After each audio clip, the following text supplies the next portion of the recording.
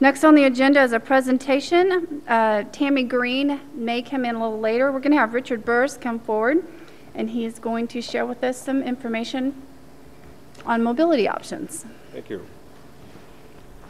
I believe you have a handout of 2 pages on the use of electric carts as a mobility option.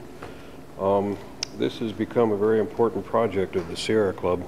It's been bannered around for quite a few years, and of course when fuel started going up and the greenhouse gases got worse and worse, we realized we had to find a different solution. A lot of people have asked why we picked this particular avenue, and it's really easy to explain. We don't have to wait for anything to be invented. People already own literally hundreds of them. We picked this particular option for a number of reasons.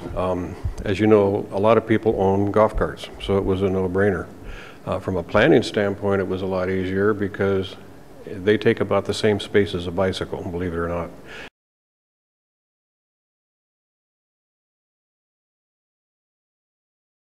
And that was in your handout there.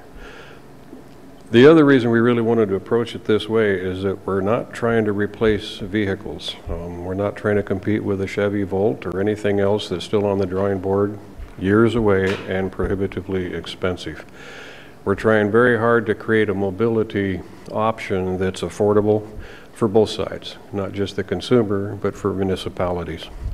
One of the advantages of this, of course, is that people tend to spend their dollars locally if they're using that rather than jumping in the car and going down the freeway somewhere else. So that has become a rather important thing.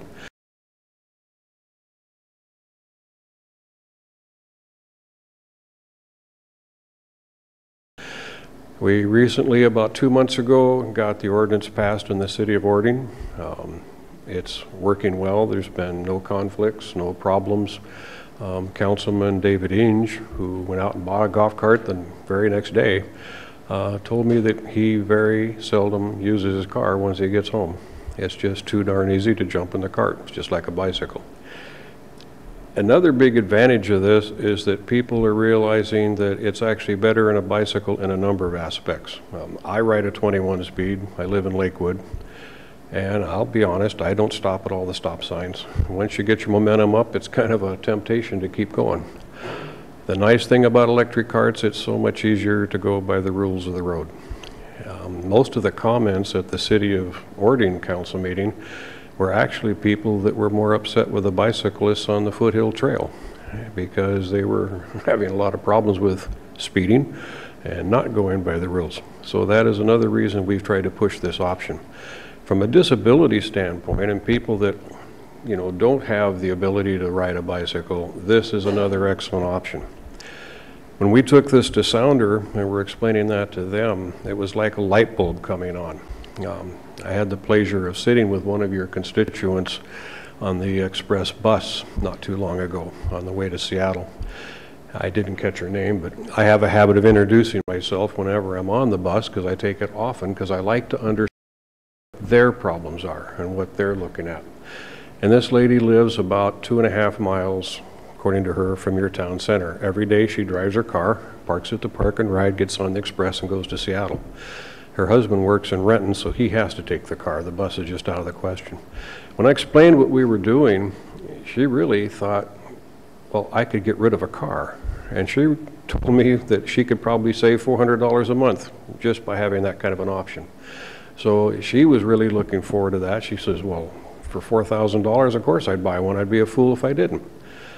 That's what I've heard from quite a few people. They can afford that option where they can't keep putting money into gasoline and a vehicle and insurance and license fees.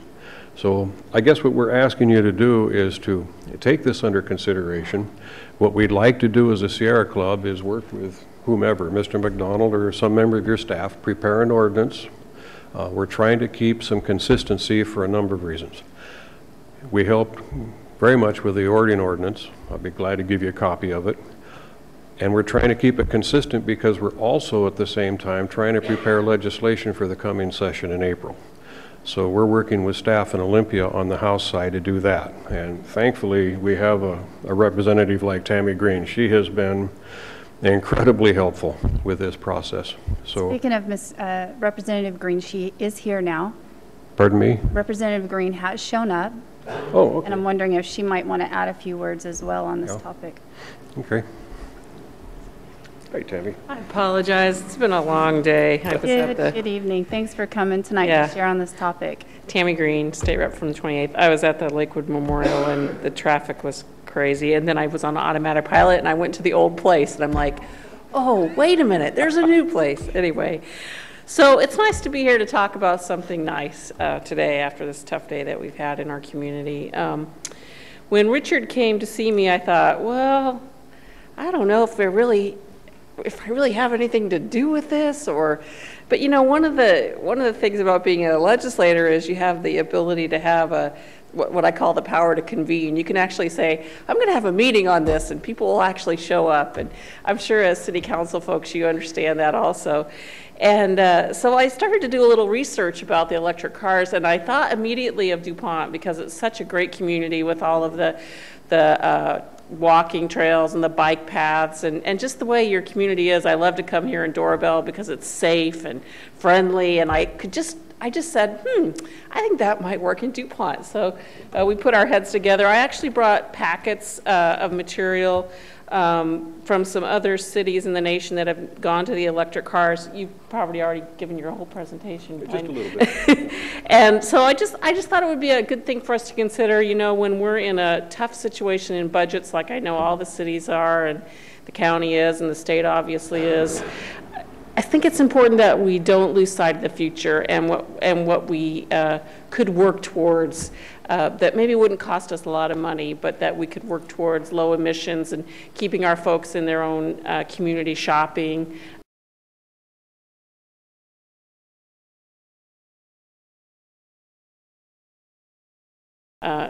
And such. And you know, the other thing I like about the electric cart is that for some folks a bicycle is just not an option. They don't have the physical abilities to ride a bicycle, and this sort of just opens that up to them. So Richard here is the expert. I'm sort of the cheerleader now of this project, the head cheerleader maybe. Yeah. But you know, I'll leave these with your city manager.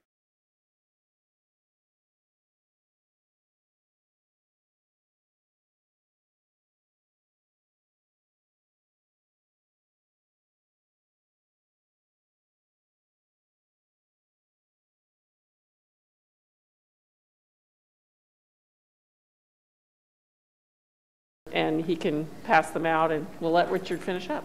And I really apologize for being late. Thank you. It's well understood.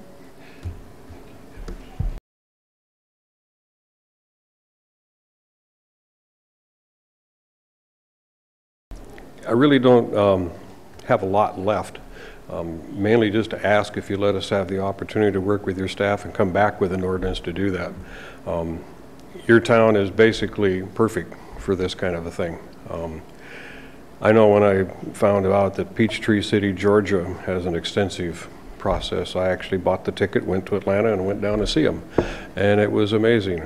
Went by the high school in April and there had to be 100 carts out there because they have their kids take them to school. The Target store, they have Targets down there, and here's 50 carts in the parking lot and people use it. If I'm going to get groceries, I'm sure not going to take my 21 speed. I more than likely take a cart because I can carry more on it. Thank you. Bicycle, bicycle, bicycle. I want to ride my